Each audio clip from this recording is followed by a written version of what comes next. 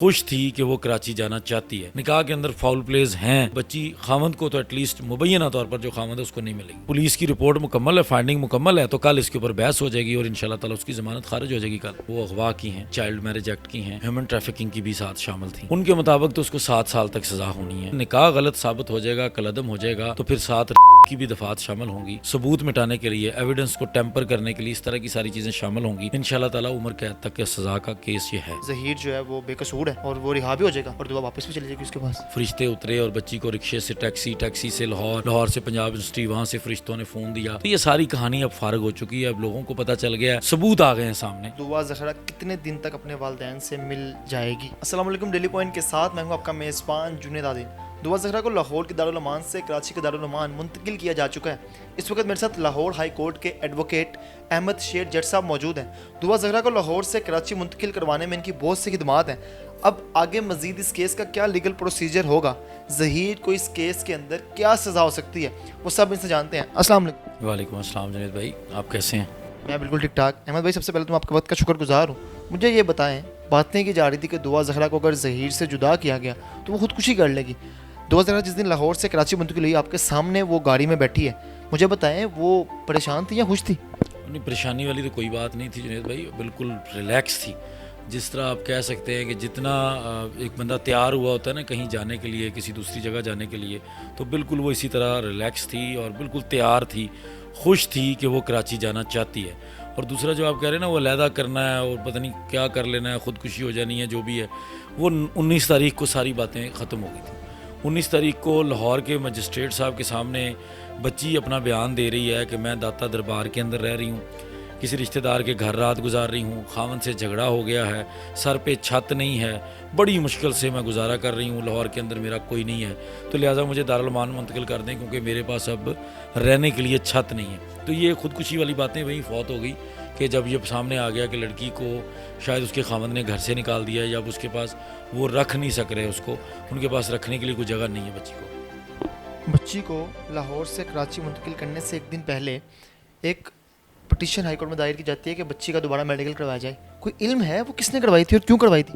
Basically high court नहीं, उसी magistrate साहब के पास, जिन मजिस्ट्रेट साहब ने दारुल अमान भेजा था, उन्हीं मजिस्ट्रेट साहब के पास कोई सोशल मीडिया से किसी वकील ने उठकर एक दरख्वास्त दायर की, ये ना समझते हुए कि पाकिस्तान का सबसे बड़ा मेडिकल बोर्ड ऑलरेडी उस बच्ची की उम्र डिटरमिन कर चुका है।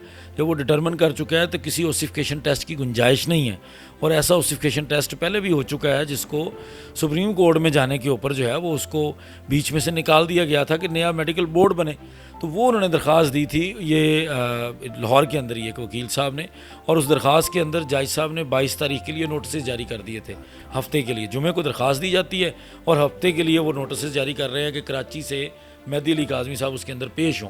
तो वो दरख्वास्त थी, और वो दरख्वास्त जब हम पेश हुए हफ्ते वाले दिन, हमने उसके ऊपर बहस की है, जज साहब को बताया है कि ये मामला क्या है। सिंध हाई कोर्ट के डिवीज़न बेंच का फ़ैसला रखा है, मजिस्ट्रेट का ऑर्डर रखा है, जिस पर अदालत ने उस दरख्वास्त को बेबुनियाद समझते हुए और काबिल समात ना समझते हुए उसको खारिज कर दिया। सर, मुझे एक बात बताएं कि दुआ ज़हरा कितने रोज़ अब कराची के दारुल अमान में क़याम करेगी और उसे फिर कितने दिन बाद कोर्ट में पेश किया जाएगा? देखें, जो अदालत का ऑर्डर पहला है मजिस्ट्रेट साहब का कराची का, उसके मुताबिक तो उसको यकम को 1 अगस्त को कराची की अदालत के अंदर पेश किया जाना है, और उससे पहले उस बच्ची को अदालत का हुक्म है कि उसको महफूज जगह पे रखा जाए, गवर्नमेंट की कस्टडी में रखा जाए। तो गवर्नमेंट की कस्टडी शेल्टर होम हो सकता है, कोई भी जगह हो सकती है जो गवर्नमेंट मुनासिब समझती है। वो सिंध गवर्नमेंट का मामला है और सिंध गवर्नमेंट की अपनी तरजीहात हैं कि वो उसको कहाँ रखते हैं।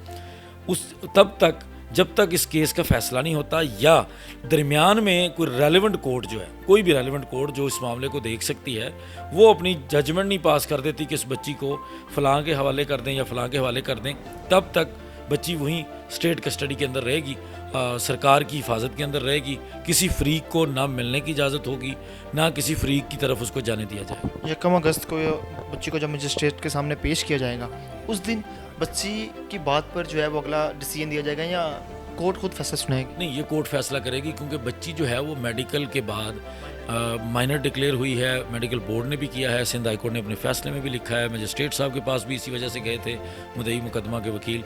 तो ये सारी चीज़ें जब सामने आ चुकी हैं तो अब ऐसा नहीं है कि बच्ची की मर्ज़ी होगी। और लाहौर के अंदर भी दरख्वास्तों के ऊपर हमारा एतराज़ यही था कि जब बच्ची माइनर है, जब बच्ची नाबालिगा है, तो बच्ची की मर्ज़ी के मुताबिक आप उसको कहीं नहीं भेज सकते। बच्ची की मर्ज़ी अकेली नहीं चलेगी, अब उसके गार्डियन की मर्ज़ी चलेगी, जो उसका वली है उसकी मर्ज़ी चलेगी। और वो उसके नेचुरल गार्डियन, जब तक ये निकाह मशकूक है, ये सारी चीज़ें क्योंकि मुकदमा चल रहा है, इसके अंदर निकाह खान अंदर है, गवाह अंदर है, उनकी ज़मानतें नहीं हो रही, तो इसका मतलब है निकाह मशकूक है, निकाह के अंदर फाउल प्लेज हैं। जब तक उसका फ़ैसला नहीं हो जाता तब तक बच्ची जो है वो कोर्ट की मर्ज़ी है कि वो किस तरफ देती है। कोर्ट बहरहाल खामद को नहीं देगी। उसकी वजह यह है कि वो निकाह अब मशकूक है और मुतलका अदालत के अंदर मामला पहुंच चुका है, जो मुतलका अदालत इस चीज़ को देख रही है। तो इसलिए अब तब तक जो है वो बच्ची खामद को तो एटलीस्ट मुबैना तौर पर जो खामद है उसको नहीं मिलेगी। बच्ची के साथ कोई नहीं मिल सकता, ना उसके वालिदैन, ना इस तरफ के फरीक। लेकिन कुछ लोग दारुल अमान में जाते हैं और वो दावा करते हैं कि वो मुलाकात करके आए हैं। हालांकि इसके मुताल्लिक कुछ सोशल मीडिया पर वीडियोस भी मौजूद हैं, ना कोई तस्वीर थी सबूत के तौर पर। अगर वो मिल के आए हैं तो किस तरह से मिल सकते हैं वो दारुल अमान के? देखें, एक दरख्वास्त दी गई थी एक यूट्यूबर की तरफ से, उसने पार्टी बन के दरख्वास्त दी थी कि ये मेरी अजीज़ा है, मेरी दोस्त है, जो कि गलत बात है चूँकि वो उसका कोई यहाँ पे अजीज़ रिश्तेदार नहीं है। और उसके लिए बाकायदा तौर पर अदालत ने देखना होता है कि कोई बंदा मिल रहा है। ये 2000 केस है, 2000 केस के अंदर क्या क्या चीज़ें चल रही हैं। लेकिन बहरहाल अदालत ने इजाज़त दे दी थी, लेकिन दारुल अमान ने रिपोर्टडली इजाज़त नहीं दी। दारुल अमान ने कहा जी हम आपको मिलने नहीं दे सकते, आप अदालत से इजाज़त ले भी आए हैं तो हम कुछ नहीं कर सकते, इसलिए उनको फिर मिलने नहीं दिया गया। ज़हीर की ज़मानत लाहौर हाई कोर्ट से रिजेक्ट होती है बेल की, फिर वो भावलपुर बेंच में जाते हैं, वहाँ से भी रिजेक्ट हो जाती है, मुल्तान बेंच में जाते हैं और वहाँ से एक्सेप्ट हो जाती है। ये कैसे पॉसिबल है? बेसिकली लाहौर के अंदर पहले उन्होंने जब दायर की थी तो उनको 7 दिन के लिए मिली थी और उसके साथ उनको कहा गया था कि आप श्योरिटी बॉन्ड जमा करवाएं। श्योरिटी बॉन्ड उन्होंने जमा नहीं करवाया, जिसके ऊपर जो है वो बेल ख़त्म हो गई। अब 14 तारीख को बेल ख़त्म हुई तो 15 तारीख को वो भावलपुर बेंच में चला गया और वहाँ वकील साहब ने झूठ बोला, लेकिन वो झूठ पकड़ा गया, जज साहब नहीं माने।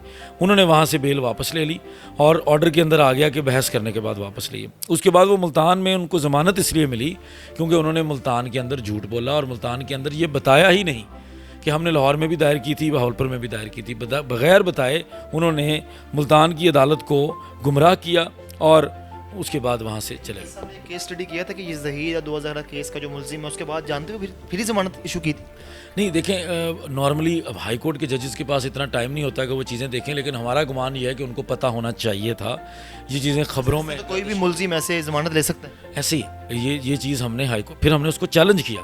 हम मुल्तान हाई कोर्ट के सामने पेश हुए, हमने उनको बताया कि जनाब ये हाई कोर्ट को गुमराह करके लेकर गए हैं, उसके ऊपर अभी फ़ैसला आना है, मुतवक्के है कि वो क्या फ़ैसला लिखते हैं। हाई कोर्ट का मौक़िफ़ सिर्फ ये था कि आप हमारे पास 22 तारीख को चैलेंज कर रहे हैं और आज तो बेल ही ख़त्म हो रही है, इसलिए आज आप क्यों चैलेंज करने आए, पहले कर लेते हैं। हालांकि हमने चैलेंज पहले की थी और जिस दिन तारीख थी उस दिन जो है वो बेल जाकर फिक्स हुई है, तो इसलिए कैंसिलेशन जो है वो फिक्स हुई है। तो इसलिए हमारा मौक़िफ़ था कि उसको कैंसिल करें और या अपनी ऑब्जर्वेशन दें कि इन्होंने झूठ बोला है। लेकिन वो बहरहाल अभी हाई कोर्ट का फैसला पेंडिंग है, वो देखते हैं उसके अंदर वो क्या लिखते हैं। 5 तक ज़मानत थी, ज़हीर इस वक्त कराची में है, 25 तक वहाँ पर उसकी बेल, आज 25 तारीख है।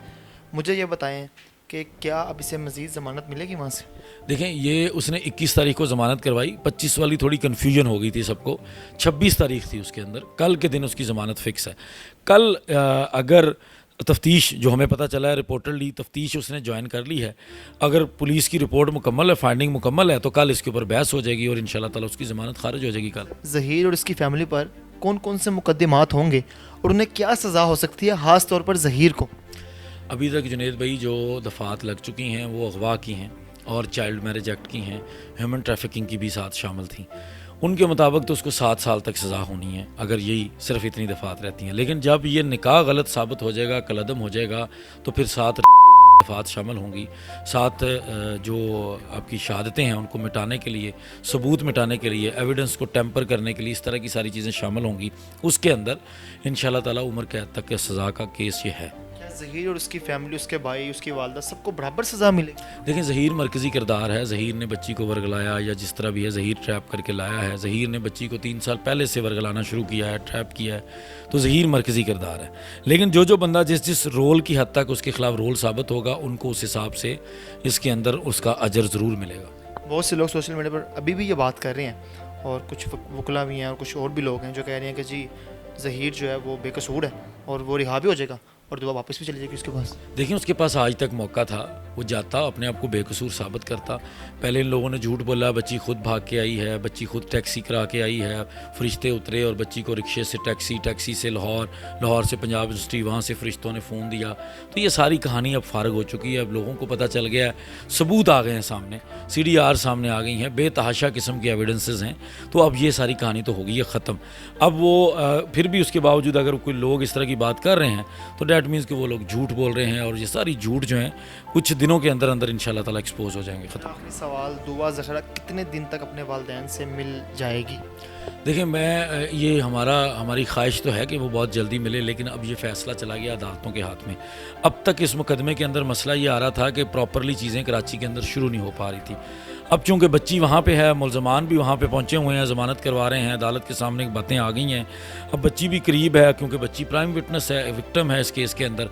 तो अब उम्मीद है कि ये पहले जो लग रहा था कि सालों की बात है, पता नहीं कितने महीनों की बात है, तो अब इंशाल्लाह ताला ये दिनों में फ़ैसला हो जाएगा। बहुत शुक्रिया जी, मेरे साथ इस वक्त अहमद शेर जट साहब मौजूद थे और दुआ ज़खरा को लाहौर से कराची के दारुल अमान में मुंतकिल करने के लिए जो उन्होंने हिदमात दी और मज़ीद अब ज़हीर और इसकी फैमिली के खिलाफ क्या मुकदमात होंगे और उन्हें क्या क्या सज़ा हो सकती है, वो सब अपने इन्हीं की ज़ुबानी सुना। अपने मेज़बान जुनैद आदिल को दीजिए इजाज़त। अल्लाह ने के बाद।